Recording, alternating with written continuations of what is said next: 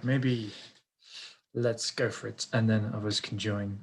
So yes, welcome to latest Zero Waste Europe live webinar series. My name is Jack McQuibben. I'm the Cities Program Coordinator at Zero Waste Europe. For those that don't know, Zero Waste Europe is a European NGO. We have 31 members in 24 countries, and our role is really to sort of help accelerate the transition towards zero waste across Europe, and in particular the role of the Cities Program is where we support the work of our members to really push and drive forward implementation of ambitious and effective waste legislation at the local level in a range of contexts. And we're really excited for today's webinar. We have three fantastic speakers, and we're going to be looking at the important issue of whether, looking at the question, does zero waste make economic sense for municipalities as well? So we're very much aware of the environmental and health benefits that going zero waste brings, but in many cases, in context, it also brings a number of economic benefits as well. So we want to understand what these are, understand some of the key data sets, indicators for mapping these benefits, but then also acknowledging and analyzing specific contexts where zero waste doesn't make economic sense, and how can we sort of identify and challenge and sort of work within those contexts as effective as possible. So let's get started. I guess I kind of mentioned it there, but the webinar is going to go into three main topics or key questions. How can adopting a zero waste approach save costs basically in waste management for a municipality? Looking at which municipalities and which contexts that money has been saved via adopting a zero waste approach, and how has this been done in particular? And then furthermore, looking at the key policies and processes that are really driven the biggest economic benefits or the impact, and how this can be tailored for each local context around Europe as well. We have, as I mentioned, three fantastic speakers today, and I'll get onto them in a second.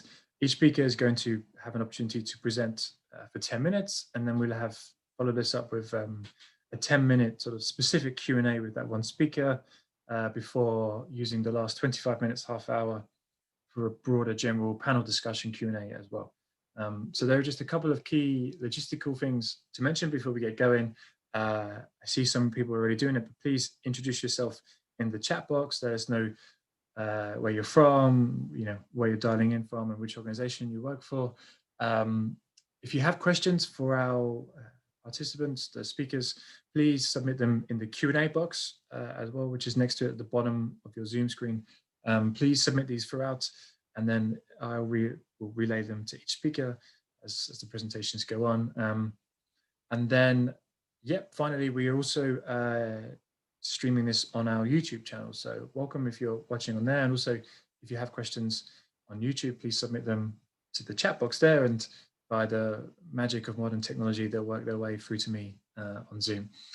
So let's get started. First of all, let me introduce our first speaker, Jose Gregoric, who's a waste collection specialist from Snaga, which is the waste management company in Ljubljana, the capital of Slovenia. Snaga handles waste for nearly 400,000 residents in the municipality of Ljubljana, but also in 10 bordering municipalities around the capital. And there's really been the driving force behind the success story that is Ljubljana. Ljubljana became the first zero waste capital city in Europe, and still to this day is recycles and separately collects the highest percentage of any capital in Europe. So we're extremely excited and pleased that Jose can join us today and share your experiences as zero waste champion. So I will pause and shut up, and we'll hear from you, Jose, if you want to share your screen and unmute yourself.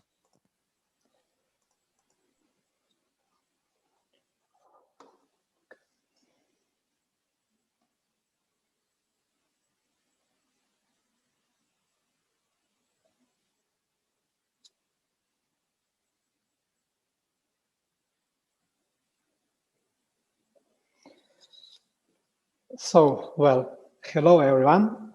It's a very nice introduction. So thank you very much. Like you heard, I'm Jože Gregoric. I'm a project manager in the company Voka Snaga. Meantime, we put together two companies, public companies, and I'm working under the waste collection sector. So in the next few minutes, I would like to present you our way to sustainable society and how zero waste commitment, signed zero waste commitment effect on our work, and of course also for some economic benefits we have during this year. So at first, I just like to say that our company collect municipal waste, make treatment with the residual waste and organic waste, and also bulky waste, and also running the waste disposal. Of course, they're working some other activities, but under the waste management concept, we are working with all these three parts of waste management. So I always would like to say what is our strategy, and our strategy is facilitate recycling and reuse improves the separation and treatment of waste, and of course encourages citizens and businesses to reduce the amount of waste they generated in the first place. The second part is quite hard, I know, and it's constantly, and we are constantly work on this situation.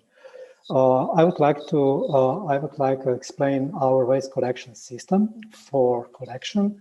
So we also have more than 10 years door-to-door collection, residual waste, and we during the years we added some extra bins. At first we started with organic waste to add it to the door-to-door collection and spread during the years around the area. Now we actually covered more than 85% of citizens with separate organic waste with door-to-door concept. In 2014, we added the other bins to the door-to-door collection, and this is with this means with the yellow bins. So it means plastic packaging and also some mixed packaging, like I say. And also more than 17% of our citizens also covered the door-to-door collection with the paper. In this, it's a very multi-layer, multi-building apartments. They all have also the bin for paper in the door-to-door collection concept. Of course, we also have the ecological sites around our area. We have now more than 4,000 ecological sites. There we actually collect the glass packaging, paper and cardboard, and also this mixed plastic packaging.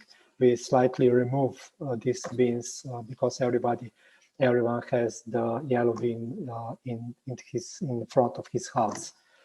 We also have running the 9 collection centers when the citizens can bring more than 40 different municipal separately collected municipal waste for free, or it means that this part is included in the waste collection invoice. And we also have collected bulky waste on demand, so which citizens can call once per year, order tell us which kind of bulky waste they have, and we returned him called and said we will come and the day, and they will remove this bulky waste. And we also collect hazardous waste in the pre-schedule. So this is the part of collection, and of course we also running the waste management treatment facilities, and this is the biggest facilities for waste treatment in Slovenia. And we treated there 150,000 tons of municipal waste. And we get this municipal waste around the 1/3 of Slovenia area. So we covered more than 700,000 citizens. And also we treated there this organic waste, the waste we collected in our area, where we collect the municipal waste from 100,000 inhabitants. So we let's say, and we transform this waste into some useful items or resources, like I say. So from the separate collection of organic waste, we actually, through the anaerobic digestion, we get the compost and of course the methane. They run the generators, which they produce the electricity and heat as well. So there is some data how we reduce the quantity of residual waste during the years. So from 2010, we actually added some ecological sites into our area, and 2000 and when we added the amount of residual waste is coming down. And in the other ways, the quantity of separate collected waste increased yearly. The most, let's say, achievement we get from here when we introduced the door-to-door collection, this yellow bin. In this part in 2013 and 2014, we actually reduced the amount of municipal waste for so much that the citizens don't need to pay the December's invoice for this, because we actually we actually don't have so much costs for treated the residual waste from this, and of course this is the direct reduce the cost for waste management in Ljubljana. And we are still doing great. So in 2019, we separately collect 69% of municipal waste. I know that year after year, we will have a difficult task to increase this separately collected percentage, because for each percent we have to invest a lot of, let's say, work and also the money for this result. And we are still Ljubljana is still the EU capital with the largest share of separately collected waste. And I must mention that during the City of Ljubljana signed these zero waste commitments in autumn 2014. They actually give us the push to go forward with our waste management concept. Yeah, in this year we just started to separate collected door-to-door this mixed packaging or yellow bin, and after that we are also focused in this, like I say, for the encourage citizens. They don't produce so much waste, and also we are trying to make some advertising concept to encourage citizens. So of course we also have some zero waste goals. So till 2025 we need to we will rising the recycling rate to 75. Still, it's not so easy. Introduce the annual amount of residual waste per habitant to 60 kilos. This goal we already we are not already done. Now we are from to 150 kilos per inhabitants per year. So, like I mentioned before, this responsible to promote the activity for waste prevention and responsible consumption. We are done under the, let's say, zero waste umbrella idea. So we spread a lot of activities in our area. So we put in a place some installation that the citizen can see actually. They can sort actually how many waste they produce during the year, and there is some photo, and you will see in the right side. On the other side, we try to also introduce our concept some other cities, and I think that in this way we were a success. So now I will show you some examples for good practice we already done in our area. At first, we are actually all organization under the City of Ljubljana actually using this sustainable type of hygienic paper that is made from recycled milk and juice packaging. they also use in the children gardens, schools, our all companies, city government, and all on. Yeah, so like you see the earlier, only 50% of this packaging efficiently utilized. Now we actually use this against one more time. In the 2017, we actually introduced the Aero Project, applause, and we actually focused to the invasive alien plants, and we tried to build some circular sustainable concept.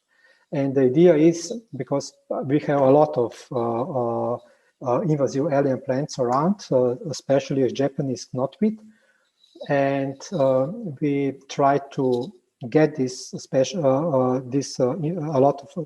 a few parts of invasive plants out of the air, out of our space, and find out what we can do with them. For this, we actually collect these Japanese knotweed and also the wood alien species, and find out and try to produce some products, high effective products. In the meantime, in the project, also our company bought this handmade paper production, and we also hire a few person and the former guys who are working on this in these machines teach us how we build this handmade paper, and we actually find out the concept how to be built and products and sell in the future the different products with this paper made from invasive plants. Yeah, and also this let's say you see the Christmas tree made from wood invasive plants. And I think this is also the good example for the circular concept of using the local resource, and because nobody want them, and we try to put them the new life. And of course, in the meantime, we also encourage a lot of citizens to find out what is the invasive plants, what is the, let's say, effective in his life, and how they can manage with them. We are still make some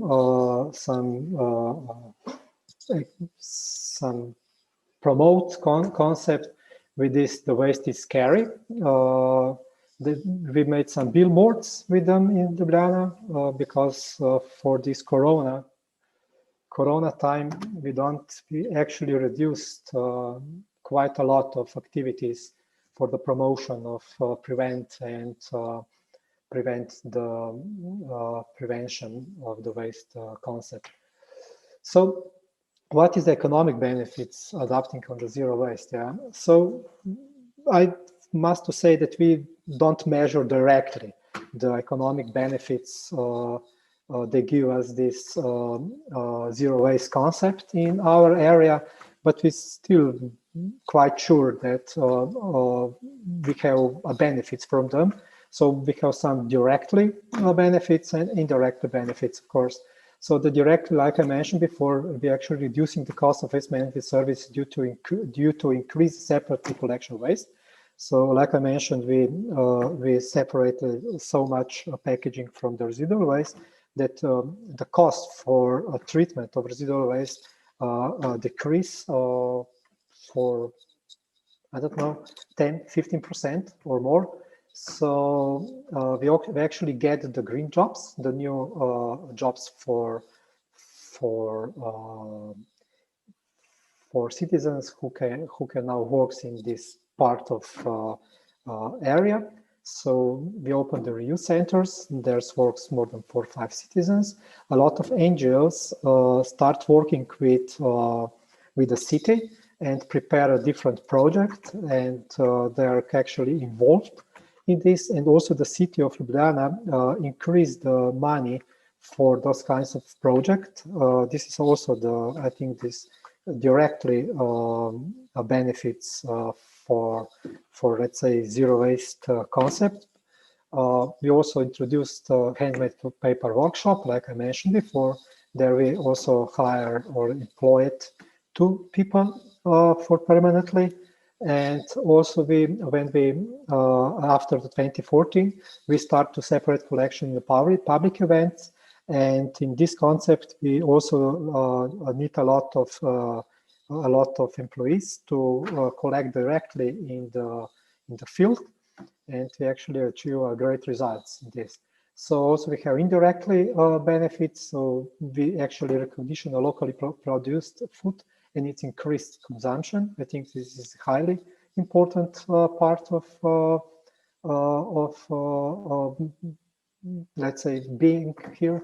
So better handling for unsold food.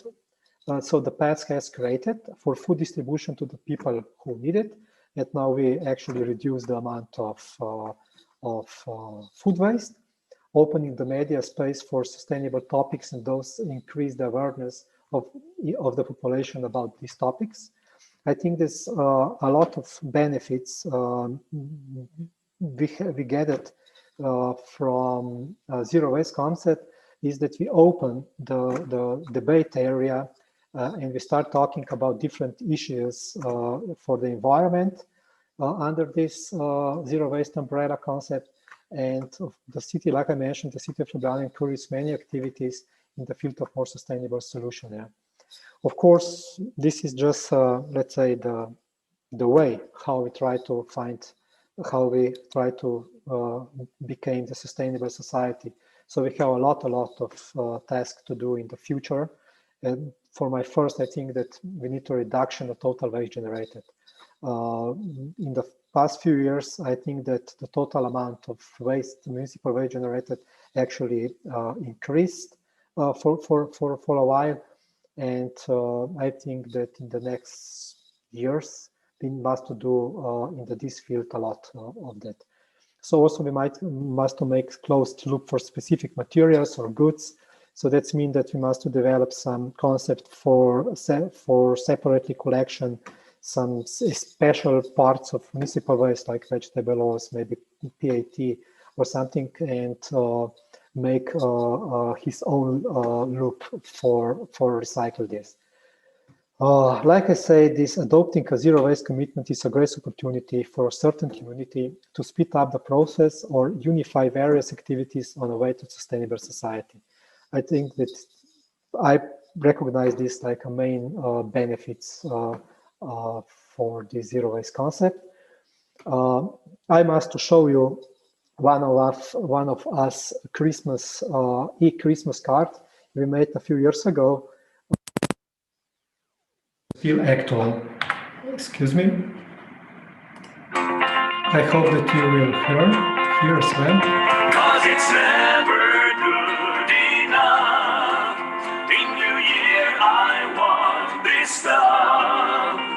A super car just like a true snob.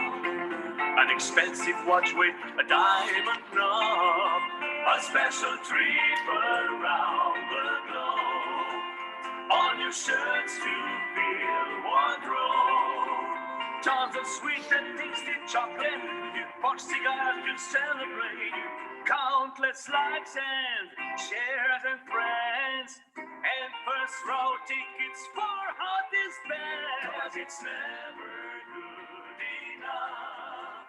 In New Year I want this stuff.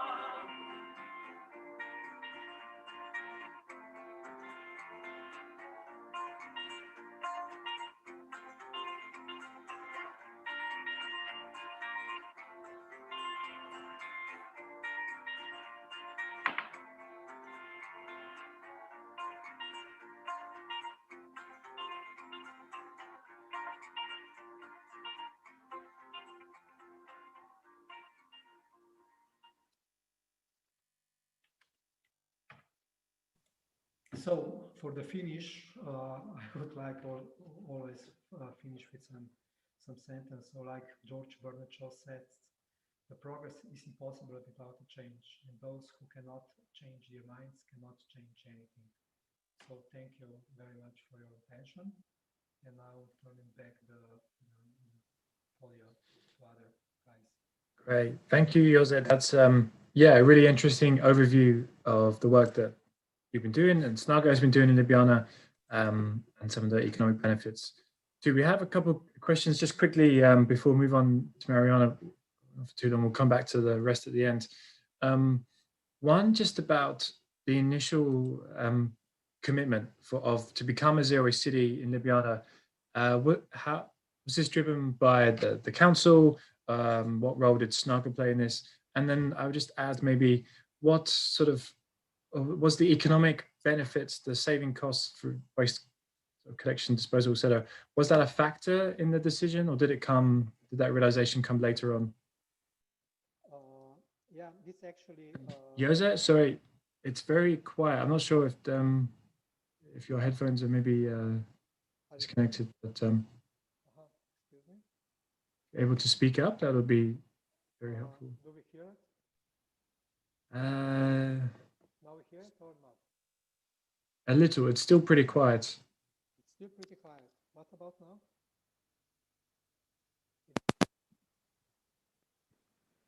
Okay. What about now? It's still pretty quiet, unfortunately. Quiet. It's quite. I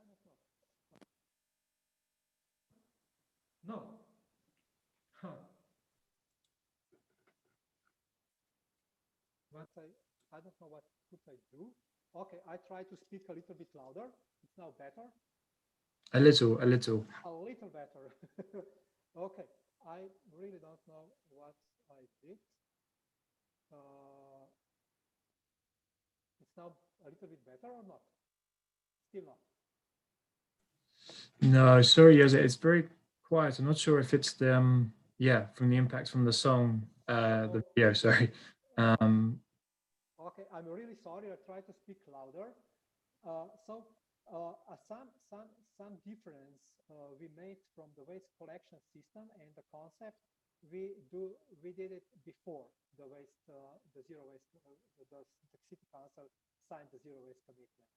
But about the communication concept and increase the concept with reuse centers and let's say start thinking wider, not just the waste collection. We start doing this after we signed, after city council signed the zero waste commitment. So I think that this is the most benefits the city of Ljubljana, the zero waste commitments brings cities to Ljubljana. Thanks, Jose. Yes, maybe we'll move on to, just for time, to Mariana, and yeah, if it's possible to maybe double check the cable for the questions at the end, that'd be wonderful. So well, thank you very much. That's a really good yeah, opening to the webinar. So I appreciate that. And now we'll move on to our second speaker, which is Mariana Novak from Circle Economy. Mariana is Circle Economy's data strategist. She's responsible for building the information architecture for the organization's digital products and research. She works alongside technical and knowledge partners to design and develop the data and knowledge platforms, frameworks, and the content. And additionally, excitingly, is really sort of helping to rally a global community to help power these platforms, which is, yeah, super exciting. Mariana has actually a background in actuarial science, sustainable finance, and risk modeling using big data for real estate, the built environment, and the broader economy as well. And Mariana has been active in the circular economy field for over 7 years. So yes, extremely excited and grateful you could join us, Mariana, and I hand the floor to you to unmute yourself and share your screen. Thanks so much, Jack. And thanks, Jose, for your presentation. I really enjoyed it as well. So let me see, screen sharing. And then present. And I think we see your notes, Mariana, if you're able to. Oh, no. Luckily, there's nothing there. It's on the first tab on the left. Yeah, there we go. Okay, wait. Let me try that again. No problem.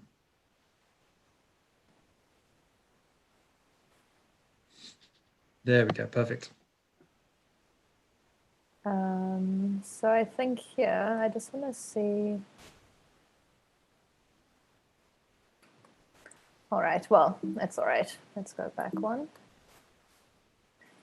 Okay, so here we are discussing Zero Waste Europe and Zero Waste Cities, and I'm going to talk to you a bit about how we can do that with circular economy, and I'll try where I can to link it to digital, and then even more so to link it to the economic impacts that can arise out of these circular strategies. So I think this presenting is still a bit odd. Like you can probably see this. Yeah, we can see the top bit, like the tabs, but I mean, it's okay if you're able to proceed. Maybe like that. No, hide floating meeting controls. Okay, perfect. Then, so I'm from Circle Economy. Circle Economy is a social enterprise. We're focused on developing strategies for nations, cities, and businesses to transition to a circular economy. And we have a number of thematic areas that we build into these strategies. So for instance, we have a strong thematic area in textiles and in built environment and increasingly in food. And we also have more enabling thematic areas like jobs and finance and design and digital. And what we do in short, when we deliver these strategies to businesses, nations, and cities, is we first start by having a look at what's going on locally already. So we contextualize, and we'll try and, as much as possible, use local data to figure out where the key impact areas are in the city, and also map what the key impacts are, the key priorities in the city or the nation or the business. Using this contextualization, you try and recommend some circular strategies. So what you see in front of you is the framework that we use to map the circular economy. And on the right-hand side, you see what we call the core elements, which are elements that deal directly with the material flows and product flows and physical flows. And on the left-hand side, you see enabling elements, which are more elements that create the environment for core strategies to take place or reduce barriers for core strategies. So once we've figured out what these strategies are that we recommend, then we try and deliver this work to as many stakeholders as possible around the world by building digital products. So we're building an ecosystem of digital products that's founded on the same data platform and the same knowledge platform. So we're trying to reuse knowledge that we have or data that we have about material flows and waste flows and socioeconomic flows and even economic flows across different geographies and territories.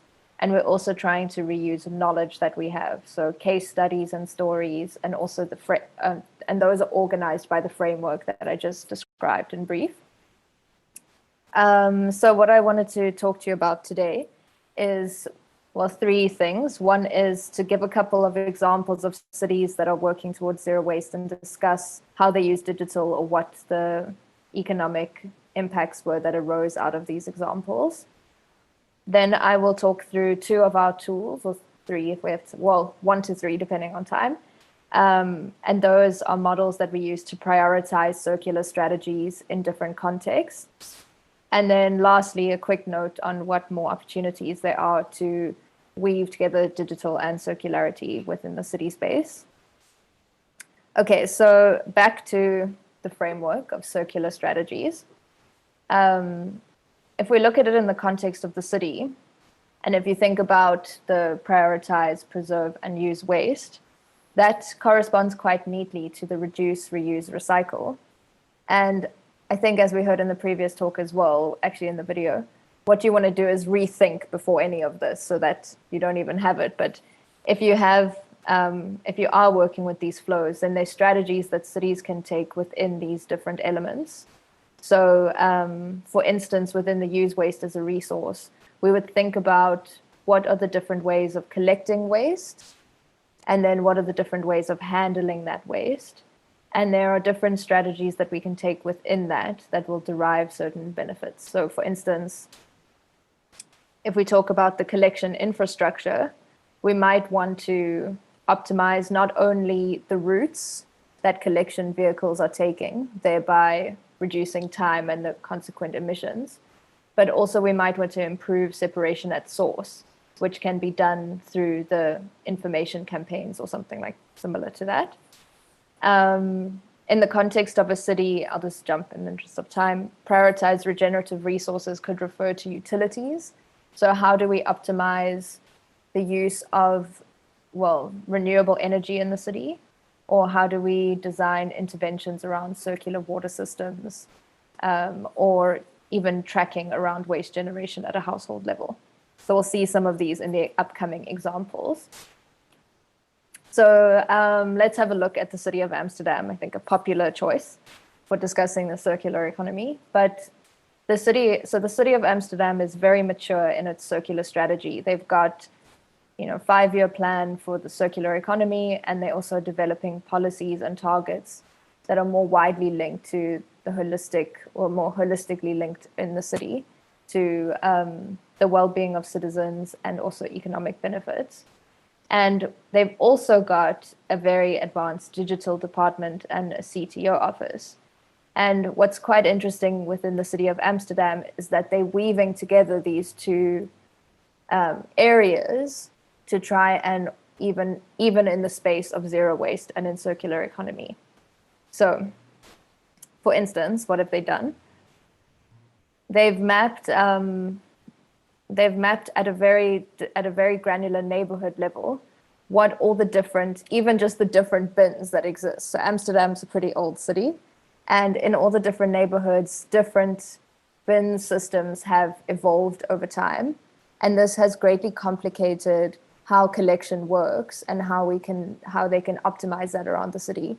So the first port of call was just creating an understanding of what bins are where and which types of collection services are servicing all of those bins, with the aim to standardize that over time and optimize it. So now they're rolling out the standardization plan per neighborhood to try get the bins organized. So it seems, that's one aspect. And another aspect is mapping then the collection rates and the separation at source rates within each neighborhood to try and design information campaigns that are relevant to the neighborhood in question, maybe based on what type of citizens are living there or what's worked in other similar profiled neighborhoods. And what's also very interesting, what is being done by merging these two departments, is by creating this one data space where you can see at a whole what's happening in the city as a whole. Then we can start to design data-driven interventions around what's actually possible to do in the city and to actually keep that on track. And to that end, the City of Amsterdam is developing their own circular economy data portal, where information about the material flows from all different actors will be visible, at least to the relevant stakeholders and to the public where appropriate. And this common dashboard will enable data-driven strategy setting and then also consequent monitoring. Let's see. Okay, next example is Vienna, City of Vienna. So the City of Vienna is also quite advanced in its circular economy strategy. And it also sits within a nation like Amsterdam that's also advanced and has its own goals around circular economy. And the nation as well as a whole has very high waste to energy rates, and they're looking now to see where can they go further up the chain to improve circularity. And one thing that they've done is really launch this a vision about repair in the city and about not having this breaking down planned obsolescence and enabling products to be reused. And they've invested in a program which is about repair in the City of Vienna. And the city has released basically an incentive for citizens to go and repair their items for free if they're under a certain amount. So I think it's about 50 euros, or otherwise to subsidize any repairs that are greater than that. And this particular incentive was launched quite recently, actually, in the last few months. And I think since then, there's already been a lot of success in terms of how many products have been repaired. So let's say, I think a few thousands or 4,000 products have been repaired in the last few months through this incentive. And there are, of course, benefits associated with that. For instance, stimulating the local economy and the local jobs, and also diverting not only those products away from landfill, but also the products that would have been bought to replace them. Well, at least one set. And then I think we have yet to see whether the size or how we can match the size of the grant that was used to do this versus the benefits that are derived from the jobs and the diversion of landfill. And I think that's the challenge that comes up when linking these circular strategies, not only to their environmental impacts, but also to their economic impacts, which are more far-ranging than simply the repair itself. And then the last example, another one from Slovenia, which is nice, is to do with the utilities monitoring. So the city of Maribor is a pioneer in the circular economy as well, and they are increasingly working on their digital strategy as well, and seeing how we can weave the circular economy strategy together with the digital strategy and create an overall smarter, more circular city. And I thought one really interesting example that's happened there is that in order to not only set data-driven targets for the city and also to monitor those targets, but to create a more efficient delivery of services to the citizens, the utilities companies are being combined into one entity. And that will allow not only the data pooling, but also the creation of a single invoice or other services like that for citizens, which results in overall efficiency in the public sector within the city, which can then be reinvested into, for example, setting more targeted information campaigns about waste generation or more targeted analysis around optimizing transport services. So I thought that was a great example of open data and public-private collaboration for this kind of utilities monitoring that does zero waste, but it also does economic efficiency and kind of brings the whole system into a better structure.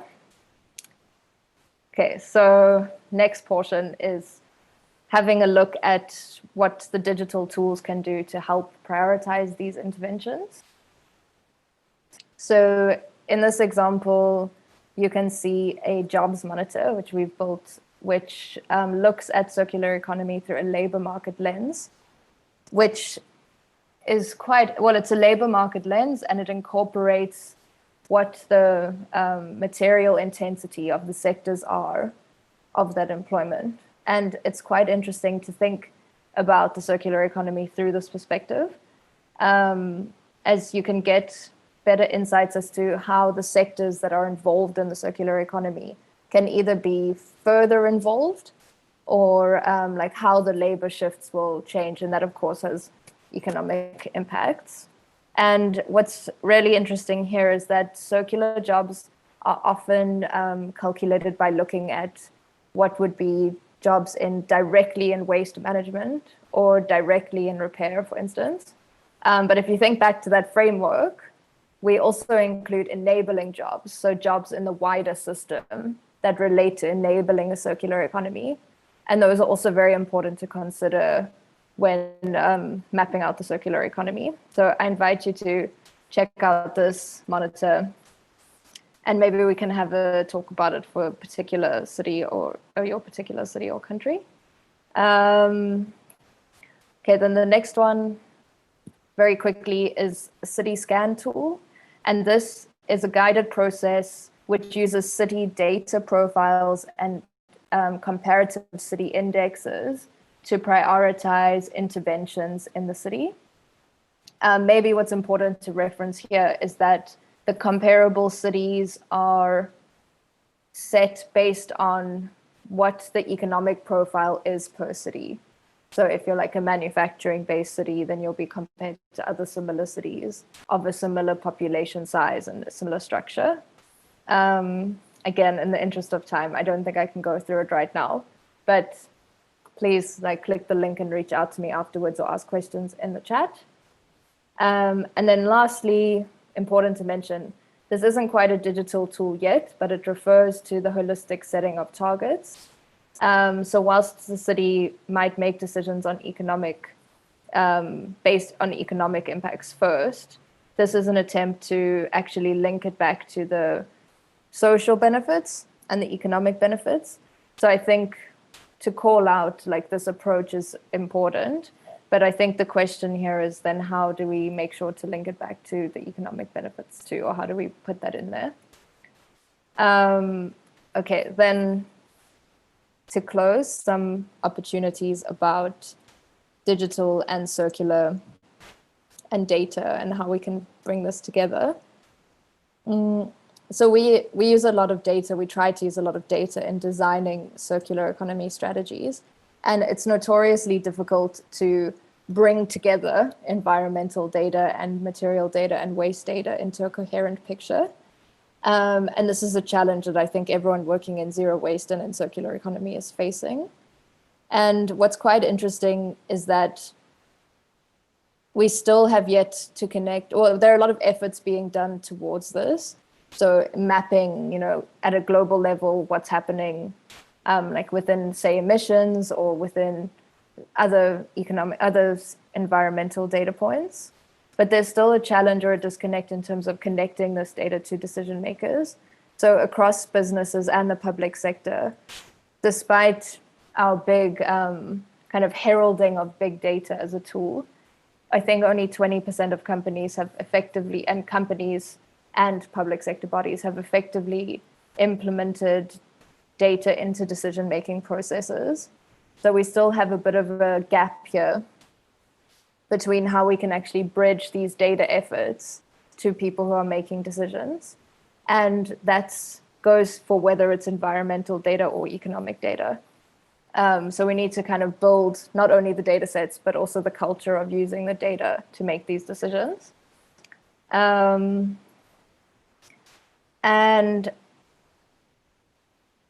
beyond that, it's not only, I think, about the data itself, but first about the kind of stories or the evidence around what's working in what context. Because before we have or need the data, we need to know examples of what's worked in or either in our context or in similar contexts. So to this end, it's more like an open call to businesses, cities, and nations to start to think about how we can share this knowledge and share this innovation so as to kind of design out waste in the research and innovation portion of circular economy and zero waste as well. So to that end, I would like to invite you to reach out to me or to any of my colleagues that I've listed here to talk more about how digital and data can relate to the circular economy in your context, or in the city's context, you can reach out to Blake, or within the circular jobs, reach out to my colleague, Esther. So thank you very much for your time. I'm looking forward to your questions. Yeah, thank you. Wonderful. Thanks so much, Mariana. That's really, interesting presentation. And I think I speak for everyone. It's the work that circular economy does in making sure that policies are data-driven, based in evidence, and sort of, breaking down making sure big data is much more accessible is really fantastic, and sort of, blazing a path for the future and for others to replicate. So we're a bit rushed on time, but let me ask a couple of questions for you, and then a couple of questions in the chat. And if you have more questions, feel free to put them in the chat box. But Mariana, very quickly, I wanted to ask about the Jobs Monitor tool that you mentioned before. I don't know if you can maybe in 2 minutes, perhaps just sharing a bit more about the methodology and the background, and sort of whether it could be replicable in other cities. So it works in Amsterdam, but if the tools, that circular economy does, how would another municipality use that? And I think something to add, there was a link shared in the chat box, but for example, in Amsterdam, your report says that increased productivity levels have the ability to add up to 700 additional jobs in the building sector and 1,200 additional jobs in the agriculture and food processing industry. So there are some huge benefits here to be made. So yeah, let me pause there and hand that over back to you, Mariana. Sure. So we first developed the circular jobs methodology some years ago with Aero in Rotterdam. And just recently, we've improved it with the UNEP Cities team. So we've now testing this methodology for its applicability around the world. And we've been doing that. We've tested it in many, well, we've tested preliminarily in many cities, and we found that it is indeed scalable and applicable to pretty much any city. There are some caveats, but we won't get into that now. A quick note on the methodology is that essentially we're trying to find an index of circular jobs per sector. And we do that by looking at the material intensity of the sector, and also by looking at the interaction of that sector with other circular sectors. And to find that interaction, we use input-output tables and look at how that interaction plays out. So to what extent is waste management interacting with, for instance, like the education sector or with the design sector, and we try and see the extent of the circularity through that. Great. And then, yeah, that's super interesting. Final question. So I think you mentioned that there's a question from Sinio about whether the tools are available for municipalities across Europe of circular economy, and there's a cost to that. So maybe you could answer that. And then a final one that I'd use the moderator privilege, sorry. We're coming back to the sort of focus of this. I wonder, via the data that you have, the use of cities, are there sort of specific indicators or areas that municipalities should focus on data collection and sort of analysis that will help them measure the economic benefits or to get a greater sort of picture about the economic aspects of these circular strategies? Very interesting. So I think it's a call here to the big data question again. So big data has been predominantly built up in, say, the financial sector, where we can track, all sorts of information about stocks and the value of companies. And it's also increasingly being built up in, of course, the marketing sector. We all know about the flow of information through clicks, and increasingly being built up in supply chains as well, where companies are starting to share information up and down supply chains and optimize those relationships, maybe to track materials or track products. So there's really an opportunity here, not for the public sector to start to capture that data or collect it themselves, but to work together with the private sector in, pulling out key data points that can help them get a much more granular or dynamic view of what's happening. And I don't mean to say that these companies should share everything that they have. It's more like pulling out relevant data points from a set of people, from a set of actors. So to be more specific, for instance, if you look at a port city, the city might want to map material flows and economic flows from the port. And the port, or at least some of the third-party operators within the port, might have information about which materials and the values of those products and materials that are flowing through. So the city doesn't need to know every single one, but they could really benefit from knowing aggregate figures, say, on a quarterly basis, which kind of solves that problem. So I would say greater public-private collaboration for the data, for the use of the data. Yeah, definitely. And very, very quickly, Mariana, there was a question about if the tools are accessible for municipalities in Europe and the cost. Yes, absolutely. They're open access tools. So absolutely check them out. Yeah, I mean, I see them there. And also please reach out to me if you want to chat about them further. I'll also drop another link, which is to our knowledge hub of circular case studies and policy implementations. Perfect. And just to say, so your presentation, as all the presentations from our speakers, will be on the Zero Waste Europe Academy website. And so that last slide with your email address, Mariana, but also your colleagues will be free to access for anyone to get further questions. Cool. Thank you so much. Thank you as well. Pleasure. So we'll come back, Mariana and Jose, but now we're move on to our third and final speaker, Twan van Leuven from P&O Consultants. Twan works as an energy and environment consultant at P&O Consultants and is one of P&O's experts in cost-benefit analysis, waste collection, and also recycling. So we're super lucky and thrilled to have Twan. He's been working on specifically the collectors' financial assessments, and amongst sort of that, specifically looking at PPW and weed collection and recycling services. And yeah, through the presentation today, we'll specifically highlight the results from the Collectors Project case studies. So Twan, thank you so much for joining us. And yeah, I hand the floor over to you to unmute and share your screen. Thanks, Jack, and thanks, Mariana and Jose for the previous presentations. And let me put my screen on full screen and let me know if you see anything. I believe so. Yeah, thanks, Twan. Perfect. So, as already mentioned by Jack, I will talk today about zero waste and specifically about highlighting some financial incentives that enable municipalities to implement good separate collection practices.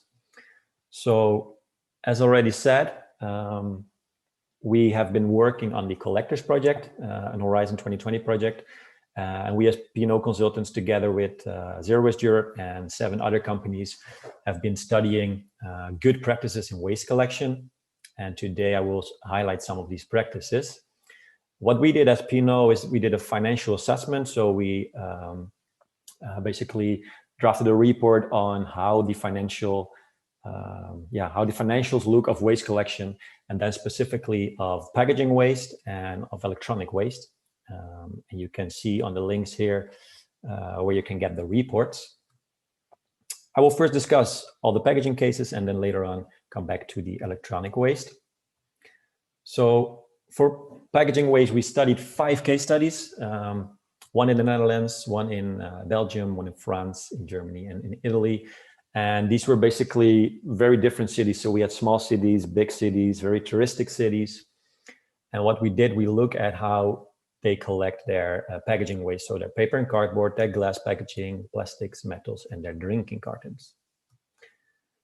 And we first looked at, okay, how is the waste flow going through the city and how are the corresponding financial flows going to the various actors. And we came up with this scheme where we basically performed the assessment from the viewpoint of the municipality. And in that, we also included a collection and sorting entity, which we also, of course, see very often in public-private partnerships around waste collection. And what you see in the scheme right here is in blue, the waste flow. So basically going from the left of the screen, from the citizens to the municipality, the waste management company to recycling or incineration. And we see the corresponding financial flows. And what we did is we tried to get as much data as possible on these. And we tried to find out to what extent good practices in waste collections, in separate waste collection, could be achieved by maintaining still acceptable fees for citizens. And here we try to identify basically the investment costs. So what does a city or municipality need to invest in? So infrastructure, bins, chips, whatever. The operational cost, of course, for collection, sorting, recycling, etc. And lastly, all the revenues that come with waste collection. So in a little bit more detail here, we did an assessment on the waste fee. So what do citizens pay in the municipality for the waste collection? And what we found in these 5 case studies is that basically every municipality has some sort of a pay-as-you-throw element in their waste fee.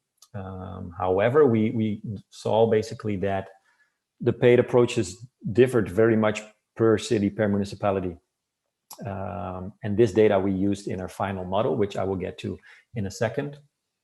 What we also tried to map was the shifting costs. So we had some municipalities that recently shifted from a commingled collection system, basically putting everything into the residual waste, to a more separate collection system. And we tried to identify there what happened with the dropping volumes and of residual waste and the increasing volumes of recyclable waste, and we also tried to see what that had an effect on the costs. And lastly, we tried to map all the operational costs for the different waste streams. As you can see in the graph on the right, all cities basically had these 4 categories of costs of waste that they collected.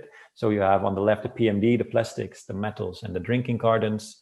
You have paper and cardboard, glass, and residual waste. And in all the cases, the PMD, so the plastic, metals, and drinking cartons, was the most expensive waste stream to collect. So all this information we took together, and we mapped basically an overview of what the waste collection finances looked like per year. You see here the overview of Parma between 2012 and 2017. And the negative numbers are basically the operational costs, and the positive numbers are the revenues. And what we concluded from this case specifically, but this conclusion also holds for some of the other cases, is that residual waste collection is still the most expensive form, still the most expensive waste stream to collect. The highest revenue is coming from waste fees, so most of the revenues are coming from the citizen waste fee. And we see that due to the more intensive collection scheme, the costs have increased, but also that they stabilized a bit at the end, in the final years. And on the other hand, we see that the revenues increased correspondingly. So what we've been able to conclude from this case study, but also for others, is that more separate collection, and therefore hopefully more recycling, of course, can be done without increasing the net costs. And thinking about separate collection and recycling, we of course always think that these revenues come from the benefits from the materials sold, but in our assessment, we saw that there's another very important part that is playing a role here. And looking at the 5 cases, looking at the top table, we see that there are 4 financial incentives in place that really enable these municipalities to implement their separate collection scheme. So in almost all cases, we have a landfill ban, a landfill tax, and an incineration tax, which is very important to steer waste away from landfilling and from incinerating. And lastly, what's even maybe more important is the EPR scheme, the Extended Producer Responsibility Scheme, which is basically the packaging industry financially supporting municipalities and waste collection companies to separately collect their packaging waste. And if you look on the table on the right, you see the EPR fee as a percentage of the total revenues. And you see that in Parma, this is 10% of the total revenues, but in Berlin, this is up to 52% of all revenues are paid by the packaging industry. And then on the other hand, a very important revenue for municipalities or waste collection companies is, as already said, the waste fee paid by citizens. We see it's only 27% in Ghent, but it's up to 95% in Parma. And an interesting thing to see is that in the cases where we had data, we see either a steady waste fee, so it's not increasing despite the more intense collection, or it's even dropping in the last 2 cases, being Tilburg and Rennes. So that in a nutshell on the packaging waste. And then I will continue my presentation on the electronic waste, where we also studied 5 cases, one in the UK, one in Finland, one again in Italy, in France, and in Austria. And here we specifically looked at small electronic waste, consumer waste. So that's lamps, small household appliances, and small IT. And we tried to study measures to increase weed collection. So we looked at cases that had implemented measures to boost their weed collection numbers. And you see here, for examples on the screen, so awareness campaigns, more mobile pickups, securing collection sites, and reuse. So the rationale of the assessment for the electronic waste was basically to first highlight all the financial flows and then next look at the cost effectiveness of the weed collection system, specifically while these municipalities or these cases were boosting their collection numbers. And we came up with this figure where you see the PRO, the Producer Responsibility Organization, in the middle, with all all the financial flows in the orange arrow. So what you see is the PRO is a central player. They collect money from producers, so from companies putting electronic products on the market, and they then redistribute these finances to either collection points, to logistics, or to treatment facilities. And this we took along in our assessment. But maybe to dive a little bit more into the finances of the WE collection, because this is very different from what I just talked about for paper and packaging, and also for other waste streams. This is really something that's often out of the hands of the municipality. The municipality often here has a limited role, maybe providing some collection points, but the PRO has, as you see at the table at the bottom left, responsible for the collection, the logistics, the pre-treatment often, and also the treatment. And the PRO fee is coming from producers, but actually from us as consumers, as you see in the figure at the top left, because when we buy electronic equipment, there's a percentage of that price that goes to the PRO for later on collecting and recycling our equipment. Now, if we look at the cost for this, to be honest, it was very difficult to get numbers here, numbers for recycling and recovery, but also for all the other operational costs, because there's a lot of competition between PROs, and they were not really willing to share or able to share these numbers. But we did find some reports with generic costs, as you see here on the right. You see, for instance, that for small household appliances and IT, there is some financial benefit in recycling and recovery. They, on average, make 100 euros per ton. But still, the treatment and shredding and transport and collection outweigh these costs. And for lamps, this is even worse. There's no benefit in recycling lamps, or very little benefit in recycling lamps. So it's very important that someone has a responsibility here to collect this waste and treat it in an environmentally sound way.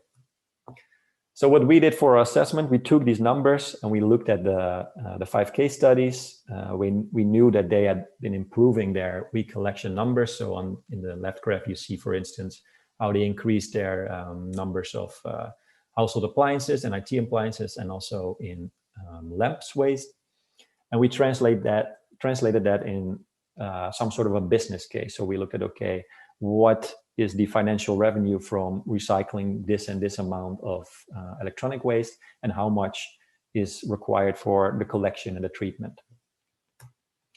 And what we saw, first of all, of course, 2 important remarks: that the economic data of the specific cases was not always readily available. And therefore, these assessments were developed under some data uncertainty. But overall, we saw that collecting more electronic waste was not directly resulting in a positive financial business case. However, looking at a broader scope, so including also environmental benefits, we see that the economic business case is really there. And therefore, also, we saw that many cases needed public funding to implement their collection measures. So they looked at LIFE finances, or Horizon, or national innovation funds that were really necessary to increase their collection. And lastly, the limited recycling and recovery revenues really warrant the crucial role of the PRO in the WE landscape. And I think this concludes my presentation for today. So thank you very much. And in case you have questions, please let me know. Yeah, thanks, Twan. That's really interesting. I think the data you have there is really comprehensive and fascinating to see, not only in a range of European cities, but also for 2 different waste streams, I guess. So yeah, I would just encourage anyone for questions for Twan, or all of our speakers, to put them in the Q&A box. We have 20 minutes. Twan, I'm just going to ask you a couple of questions, and then we'll open the floor up to invite Jose and Mariana back. But Twan, maybe just quickly,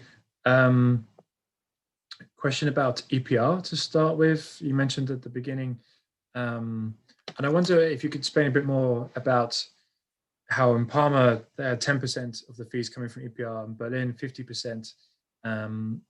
How, is this down to national legislation, local implementation of the system, and from your research, would you recommend, like, what would you recommend to a municipality Yeah. looking at this? Which sort of way to go? Yeah, partly this is indeed national, based on national laws, of course. So certain amounts, for instance, per collected ton of paper or per collected ton of metal. And on the other hand, it also depends on the responsibility that the EPR scheme has. For instance, in Parma, it's very limited.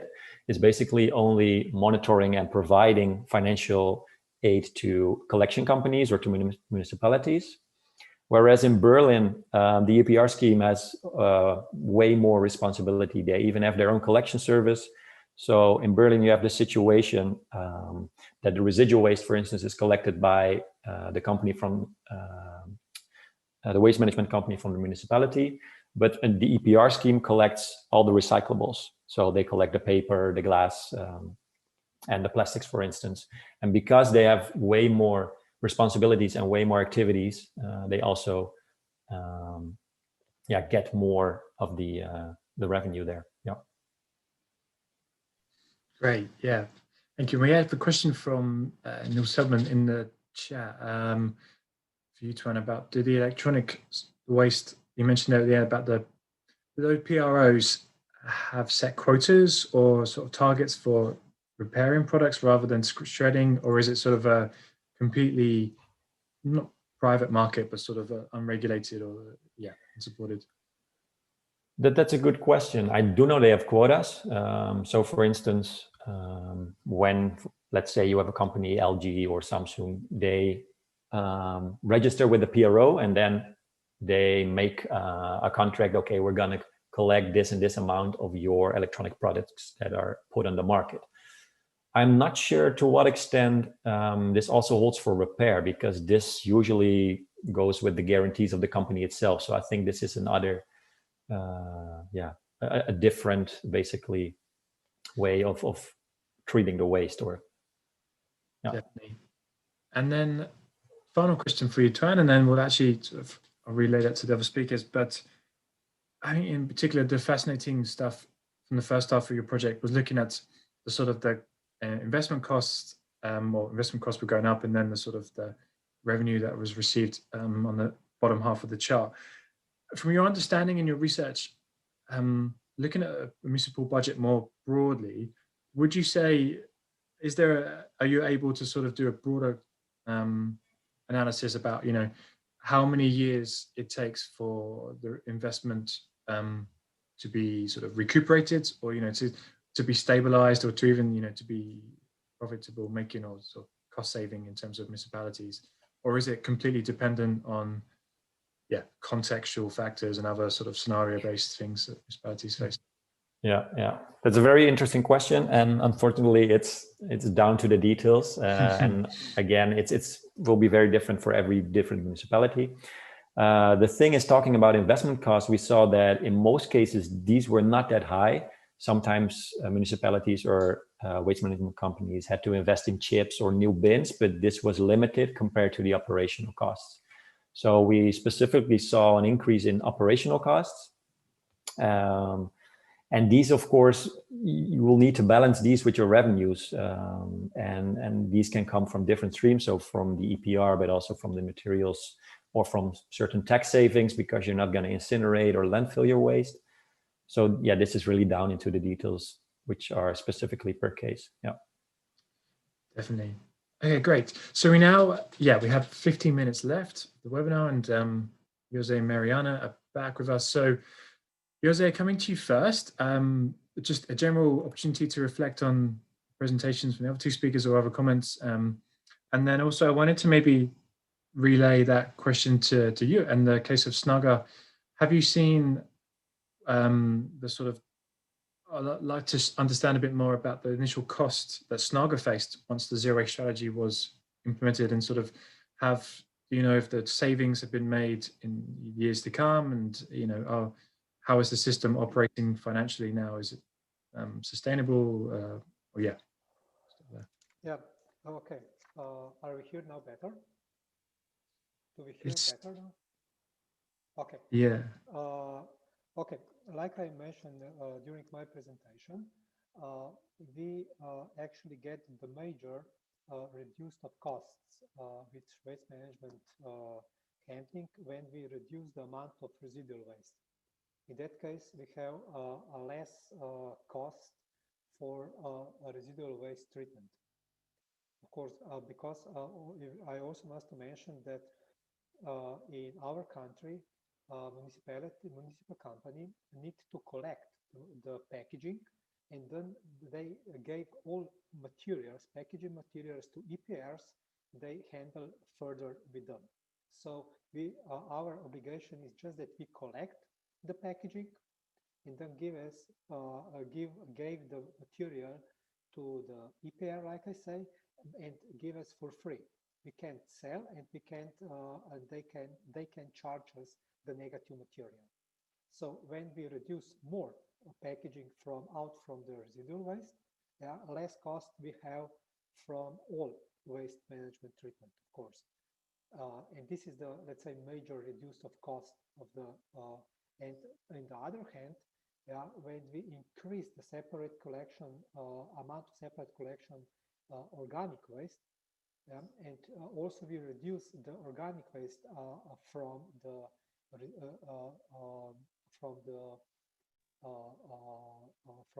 residual waste stream. We also have a cheaper concept for production of compost. So our cost is quite double cheaper for the organic waste treated, organic material treated than residual waste. So actually, we focus when we put the concept for waste collection. We actually focus to get the best result from the separate collection packaging, and also the best result for the separate collection, the organic waste as well.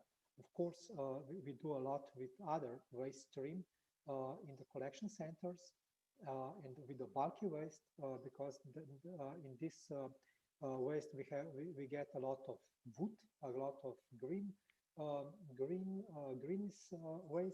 waste, and also our, let's say, focus is that put out the hazardous waste from residual waste stream, because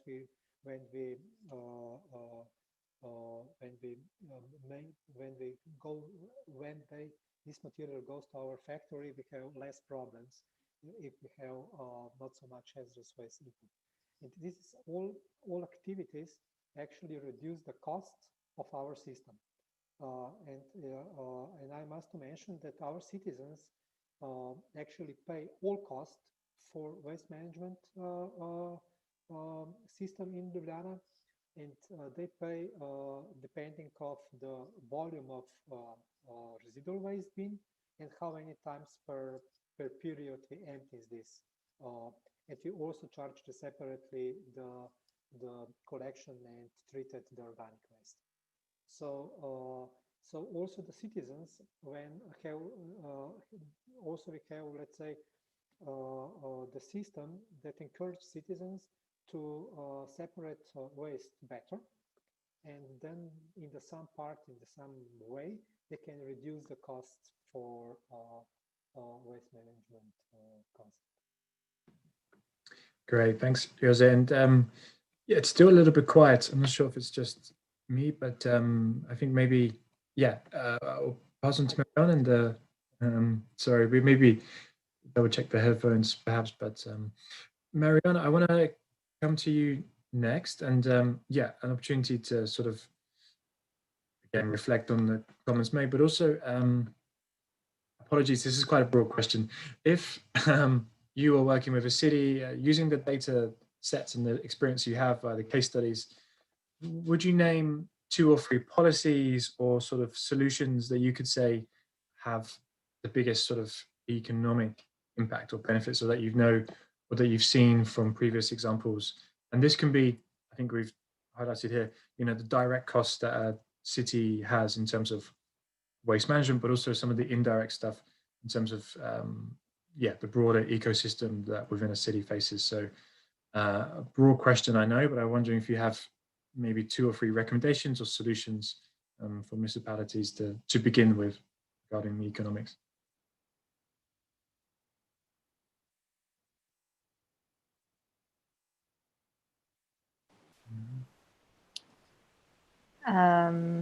Yes.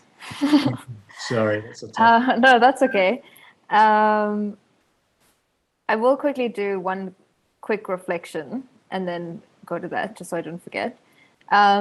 It's a little bit also a question to Tuan for when his turn comes.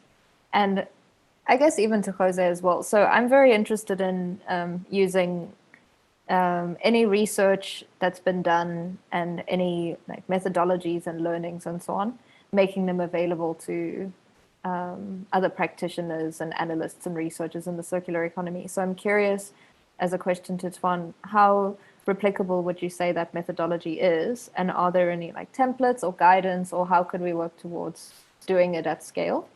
Okay, that's my open question. Then to the point with the recommendation of strategies. So it is a very broad question. The way that the tool, the City Scan tool works in recommending interventions is by a city first selects its impact area. And that impact area is currently environmental impacts, which we hope to also expand to economic impacts and social impacts. But if we take within the tool as well, a city is, I'm going to say, directed towards creating a smaller focus area where they would like to implement a circular strategy. So the recommendations are very specific to what the previous steps are that the user has selected. That in mind, common choices are to select food and the food chain, and then to select construction or the construction chain. And within the food chain, it's often chosen because there is no organic waste system in place often to collect organic waste. And putting organics into the landfill creates not only huge losses in terms of the nutrient recovery possibilities, but also from, say, the gases and the methane that are generated by biomass. And further, biomass is, let's say, on average, 50% of households' waste that's generated as well.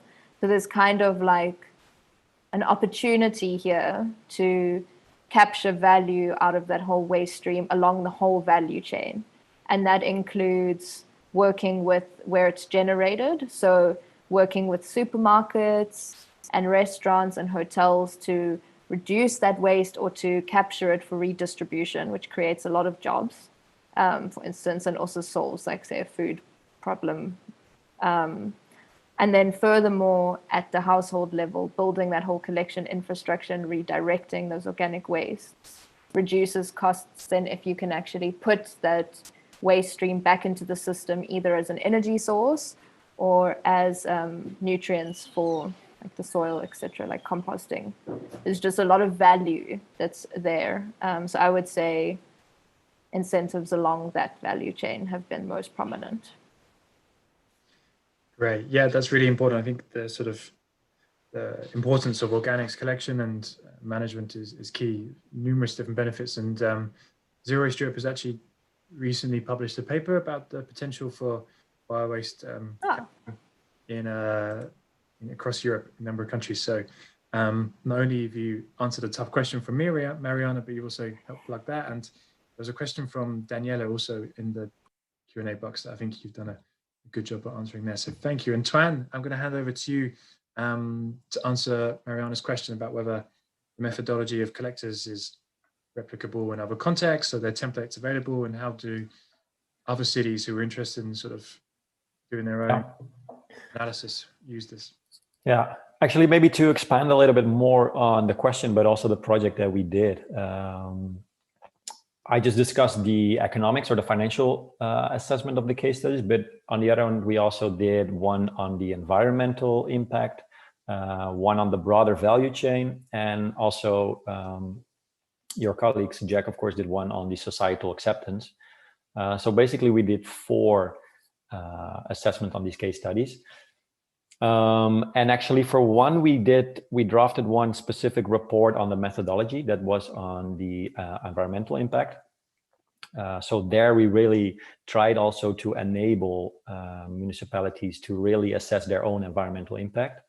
For the other three, we didn't. However, in our reports, we did try to make it as clear as possible what steps we took and how we came to our conclusions.